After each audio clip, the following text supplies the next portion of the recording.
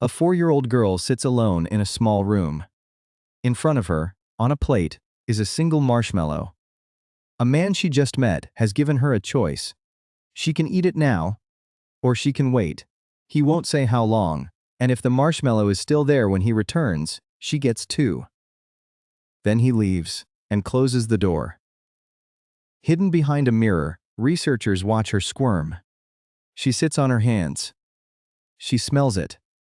She turns her back on it. For 50 years, we were told that what she did next would predict the rest of her life. Her grades, her career, her health, her future, sealed at age 4 by a marshmallow. Millions of parents believed it. Schools built programs on it. It became one of the most famous experiments in the history of psychology, and it was wrong. Not slightly wrong. Wrong in a way that changes what the experiment actually discovered. Because the marshmallow was never measuring what everyone thought it was measuring. Let's start at Stanford. In the late 1960s, a psychologist named Walter Mischel set up what looked like a simple game at the Bing Nursery School, a preschool attached to the university. 1 treat now, or 2 treats later. He ran it on hundreds of children. And at first, the study was just about how kids resist temptation. Covering their eyes, singing to themselves, kicking the table. The famous part came later, almost by accident. Years afterward, Mischel began asking how the children had turned out, and the correlations looked astonishing. The kids who had waited longer seemed to have higher test scores, better focus, healthier lives. The conclusion wrote itself. Self-control, visible at age 4, was destiny. The idea escaped the lab and never came back. Best-selling books, school curricula, a generation of parents staring anxiously at toddlers and sweets. Willpower became the master virtue, the thing that separated the successful from everyone else. If your life wasn't working, the implication was quiet but brutal. You probably would have eaten the marshmallow. But there were 2 problems, sitting in plain sight. The original follow-up sample was small, fewer than 90 kids in some analyses, most of them children of Stanford students and professors. And for decades, almost nobody tried to redo the study properly. Then, in 2018, somebody did. A team led by Tyler Watts at New York University took the marshmallow test and did what science is supposed to do to famous results. They ran it bigger and fairer. Over 900 children this time, 10 times the original. And crucially, a sample that actually looked like the country. Different incomes, different backgrounds, different homes. Then they waited a decade and measured the outcomes. The headline effect collapsed. Once the researchers controlled for the family a child came from, the household income, the mother's education, the home environment, the marshmallow's predictive power shrank to almost nothing. 2 children from similar backgrounds who made opposite choices about the marshmallow ended up, on average, in nearly the same place. Read that again. The test that supposedly revealed a child's future mostly revealed a child's present. How much money and stability already surrounded them at age 4. Rich kids waited more, poor kids waited less, and their lives diverged for the reasons you'd expect. Not because of a marshmallow, but because of everything the marshmallow was sitting on top of. But this raises a darker, more interesting question. Why would poorer kids wait less? Are they worse at self-control? One experiment answered that.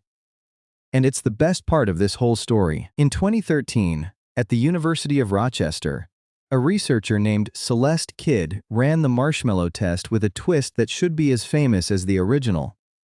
Before the marshmallow ever appeared, children did an art project. In one group, an adult promised to bring better crayons and came back with them. Promised big stickers and delivered. In the other group, the same adult made the same promises and returned empty-handed with an apology. Then both groups got the marshmallow test. The children who had just watched an adult keep promises waited, on average, around 12 minutes. The children who had been let down waited around 3. Same children, statistically. Same marshmallow. The only thing that changed was whether the world had just proven itself trustworthy. And suddenly the failure of the impatient child looks completely different. If you are 4 years old and adults routinely break promises, if food sometimes disappears, if later often means never, then eating the marshmallow now is not weakness. It is the correct move. It's what a smart brain does in an unreliable world. The kids weren't failing the test.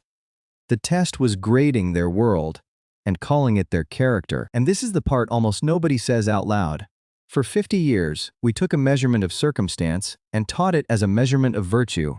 The marshmallow test became a morality tale. The disciplined deserved their success. The impulsive earned their struggle. It's a comforting story if you're the one with the 2 marshmallows. Even Walter Mischel spent his later years frustrated by what his experiment had become. His own research was about how changeable self-control was, how kids could be taught to wait with simple tricks, in minutes. The public kept the destiny and threw away the hope. To be fair to the science, the debate isn't fully closed. Later reanalyses have argued the effect isn't quite zero, and waiting does correlate with something. But the strong claim, the one that built the books and the parenting empires, that a marshmallow at 4 reveals who you'll be at 40, did not survive contact with a real sample.